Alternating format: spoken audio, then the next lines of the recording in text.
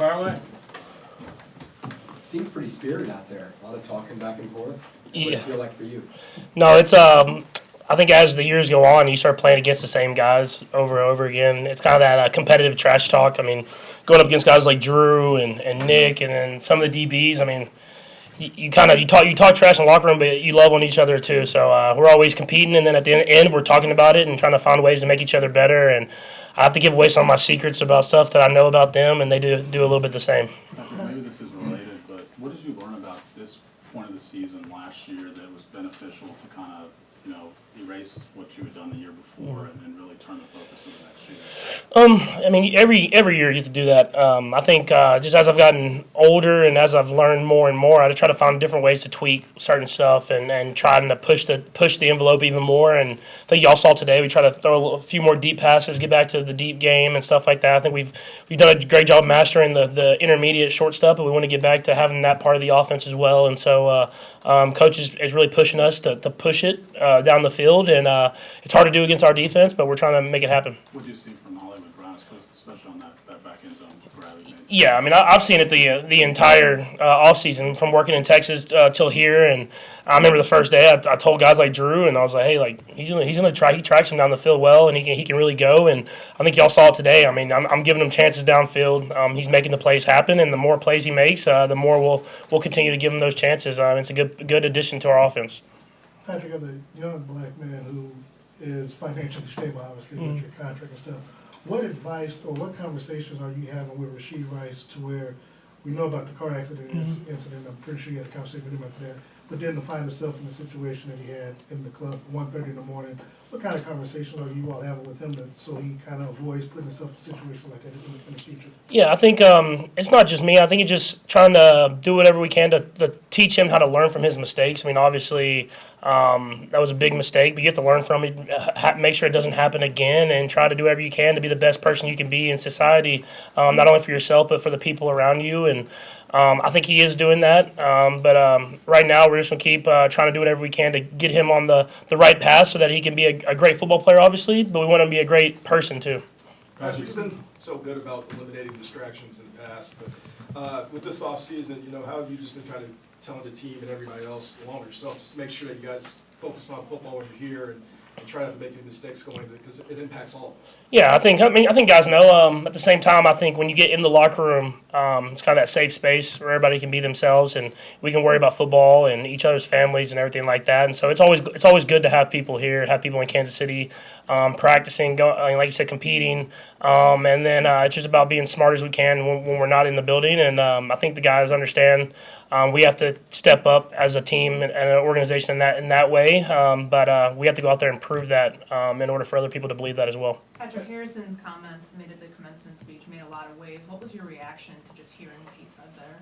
Yeah, I mean, kind of like I was talking about with the Rashee thing. I think it's just I know Harrison. I've known him for 7 years, and I judge him by the character that he shows every single day, and that's a good person. That's someone who cares about the people around him, cares about his family, and wants to make a good impact in society. When you're in the locker room, there's a lot of people from a lot of different areas of life, and they have a lot of different views on everything, and we're not always going to agree. But and there's certain things that he said that I don't necessarily agree with, but I understand the person that he is, and he's trying to do whatever he can to lead people in the right direction, and that might not be the same values as I have, but at the same time, I'm going to judge him by the character that he shows every single day, and that's a great person, and we'll continue to move along and try to help build each other up to make ourselves better every single day.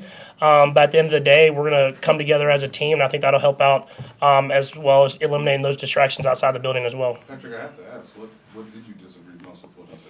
I think there's just certain values that you have that some people emphasize more than others, and there's just certain things that I didn't necessarily agree with, but at the same time, I'm not going to judge him by that. I judge him by the way he acts every single day, and I'm not going to get into the full details of the entire speech, but at the same time, I know what type of person he is, and I'm going to make sure that I look at that first, and then let the other stuff kind of handle itself. With that speech coming, I mean, the time 100, that's aired, weeks before. But that speech coming the morning of, and then your speech about women's sports coming after, I mean, is there any type of thinking that it's just like, is it just a coincidence or is it just like? Yeah, I mean, it was a pretty bad timing, I guess you would say. Like you said, I shot that a couple weeks before. But I think what makes the locker room so cool is you're able to have those discussions and become better and make those decisions for yourself. And so even though there are very vast, I guess, differences as far as those speeches happening at the same time. I mean, you're able to talk to guys and you get knowledge. And you make your own decisions at the end of the day, and I think that's what makes this country so great. Is that you're able to get as much knowledge as you can, and then you make your own decisions. And it gets a little divisive sometimes when you get to social media and you get to outside the building. But in the building, you can have those healthy discussions and still be friends at the end of the day, even though you might not agree with exactly the same things. Patrick, when you talked, Ricky said you talked to them after they got drafted, but what was your message to them? Obviously, the level of expectations that they should have coming in for themselves and their legacy that they want. What kind of message did you give to this incoming draft class? I think it's just to try to be great every single day. They have to learn how to work. I mean, that's every class that comes in, every group of rookies. You have to learn how to. You have to push them to be great, and that's why you see me over there yelling finish, and you see me talk to those guys at every single play.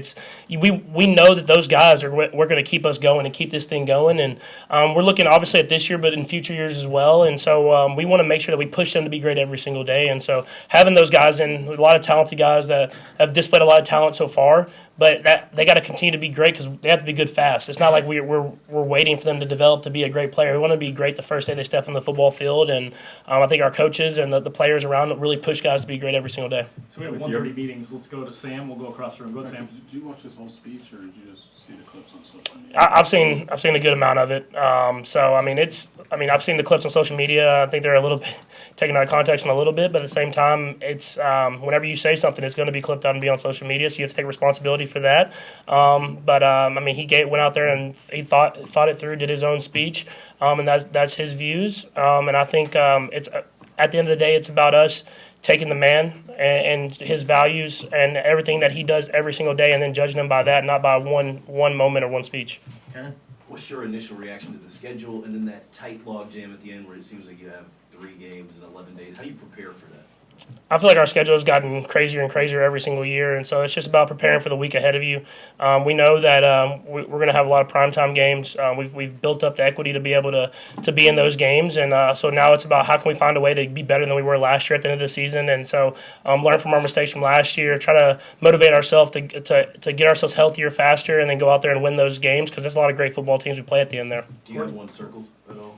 I'm going to try to be better on Christmas because last Christmas was not great. Courtney, go ahead. I know Worthy has the hamstring injury, and he'll get a lot of reps at some point. But what do you appreciate about his game most, and what are you trying to do right now to make sure he can stay up to speed, even if it's not out there? Yeah, I think you can tell how intelligent he is. He's asking the right questions. I mean, before he had the hamstring thing, he was getting in, he was getting the work in. And sometimes it's tough with those guys coming off combine training, and then they want to prove that what they can do from day one, and such little injuries like that happen. And we're going to be precautionary right now. He probably could get out there if we really wanted him to, but he's sitting in. You can see him. He's sitting right beside the guys, asking all the right questions. And whenever he does get back on the field, I'm excited to get to work with him. We'll last to Matt and Steve. Go, Matt. You've talked about Hollywood and Xavier a little bit, but you usually give us a pretty good scouting report on the other new faces too.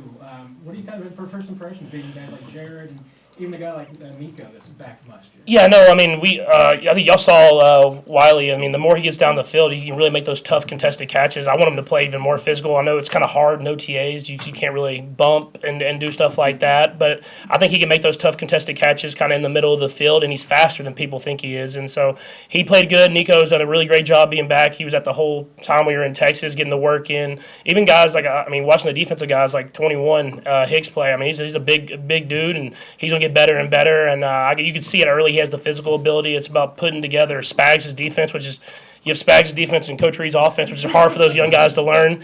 But I think we have a lot of guys that have come in and really showed. Joseph got the pick on me today, so we got a lot of guys that have come in and shown that they can really compete and be players for us. Steve.